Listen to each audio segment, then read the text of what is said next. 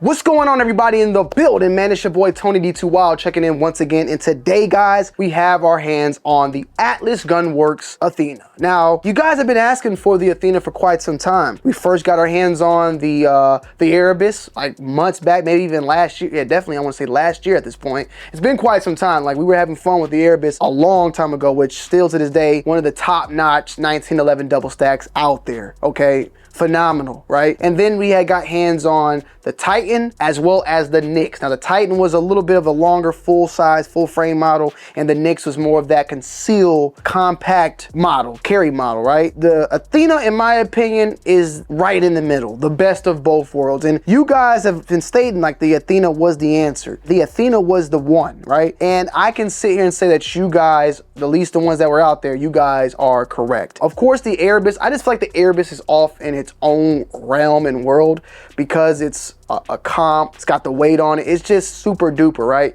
But when you look at the line of just the Artemis, the Athena, the Titan, now we do know we got the new Apollo and the EOS, I believe, as well, which we ain't even got to yet. But when you look at that other line of what just already has been out there, I gotta say that I at least have enjoyed shooting the Athena the most. And I actually had stated I liked the Titan kind of the most in between just the Nyx and the Titan, like of the two, right? Because it was just more simple, but shot extremely flat. Well, the Athena is even more. It's even more extremely buttery.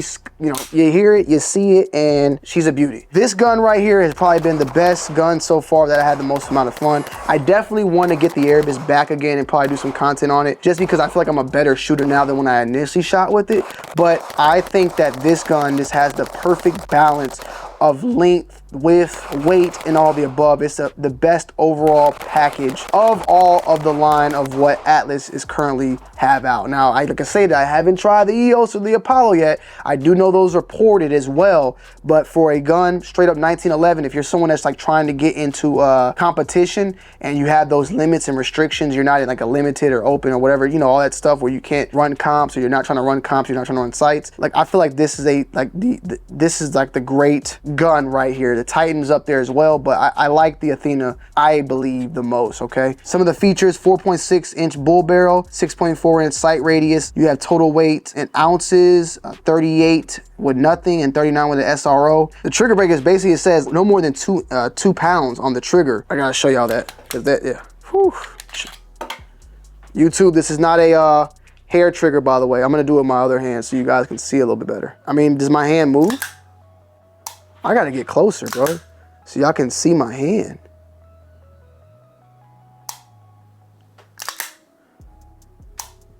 That's insane, bro. So one thing I gotta say about this gun is it caught me off guard. Like, shooting it caught me off guard. Like, I had it up and I was ready to make my first shot, and I pulled it like, a little strong, like, and it caught me off of the fact of when it broke, like when the trigger actually broke. You know how you like go to pick up something and you get ready to pick it up and then it's like a balloon and like, what the hell? So you almost do it too much, right? Or you might even try to go to pick up something like it's easy and then you realize it's like heavy, like, whoa, like it gave me one of those feelings, you know, with the trigger break. You have a front sight fiber optic. Says recommended maintenance interval 10,000 rounds.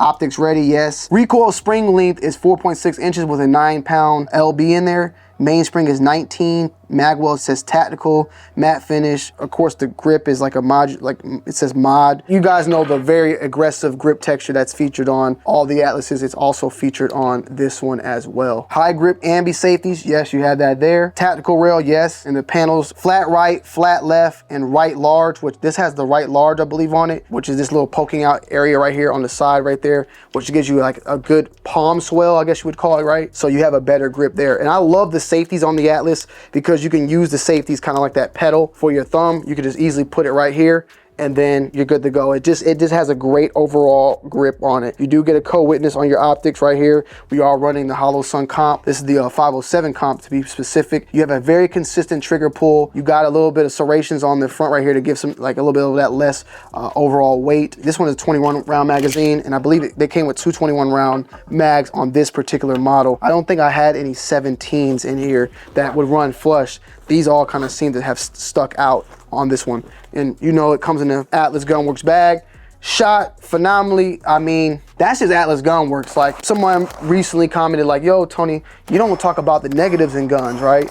It's sometimes just hard. Like, I can sit here and make something up for you right now that I think is, that I just don't like, but like, this is probably the top of the line. You know, you got other companies out there like Nighthawk and, you know, Infinity that make great 1911s as well, but Atlas is the cream of the crop when it comes to 1911 double stacks, and it's really hard to really just say like something that is wrong. One of the things that I had issues in the past with 1911s from Atlas is the slide not locking back, and a lot of that has been due to, from what they have stated, was the magazines, competition mags in particular. You know, they don't like that. They like it to go back, like, I guess. And look, I don't know, I'm not in the competition field, but that has been stated by even people in the comment section that when you're running a competition gun, you don't want the slide to lock back on the last mag. So it is what it is when it comes to that. Like, I don't know that, and I don't have an issue with that. And that's been the only thing I can think of for the top of my head that has been an issue when running this bad boy. But this is, like I said, the cream of the crop. It shoots extremely smooth. We were doing tons of build drills. It's extremely easy to keep this guy on target and to keep the dot within your eye vision.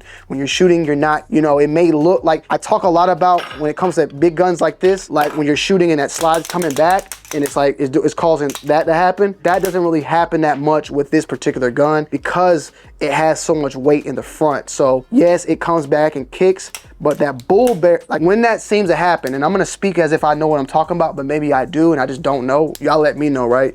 But when you're shooting and why sometimes you get that kickback on certain guns of that slide going back and all that weight going back, it's causing that gun to rise up, right? And then when it does that, it causes it to go back down. So you kind of be bouncing around, right? With this one, it doesn't do as much bouncing.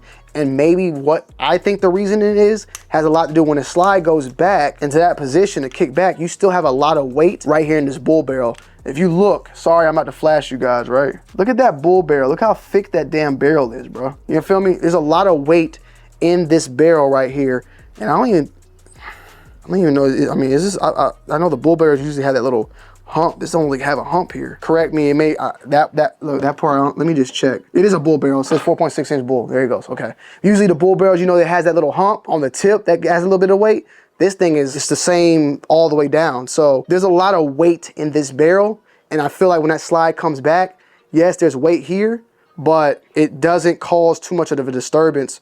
And I want to see, like right here, if it's trying to fall forward, right here it's trying to fall back. But if you can kind of get in the middle of that, I can't really do it. I ain't gonna sit here and try to say it's balanced perfectly, but it just seems like this barrel helps mitigate that kickback from occurring. And then that's why when I'm able to shoot, I'm just able to stay like in the frame and the dot does not leave that sight. Sorry for my science, y'all. I'm trying, okay? But I'm trying to explain it in a because I'm a dummy so in the gun world, so I'm trying to explain it as a dummy in the gun world so that it's easy to digest by you guys who are probably smarter than me and know what I'm trying to say. But with that being said, like, it shoots great and it's a fun shooter. It's a very expensive gun. It's expensive. There's a lot of other options, a lot of more other affordable options. So I'm not saying go out and just go crazy, but I'm saying if you're a wife looking for a good birthday present for your husband, you know, it's not a bad thought. You feel me? This is the one-stop shop to the 1911s out there. Like, you get this, you probably might be good to go. But me personally, I'm starting to like 1911s a little bit more, double stack specifically.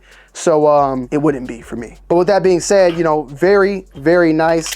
out of everything I've reviewed, I still think I like the Erebus the most. Is this Gucci, but from a just typical like regular not regular, but the regular non-ported and all that, this is my favorite between the Titan, the Nyx, and then now the Athena. I want to see what the Eros is looking like and what the Apollo is looking like, and then I can give you guys my thoughts on that one as well. The Erebus is, like I said, still up there. It's just a big ass gun. This is a big old boy though. He a big boy. But yeah, had fun shooting this, and would love to show you guys some more, so stay tuned. Let me know you guys' thoughts and opinions down below in the comment section as always. I love y'all. I appreciate y'all as always, and I'm gonna see y'all on the next one. I'm out. Peace.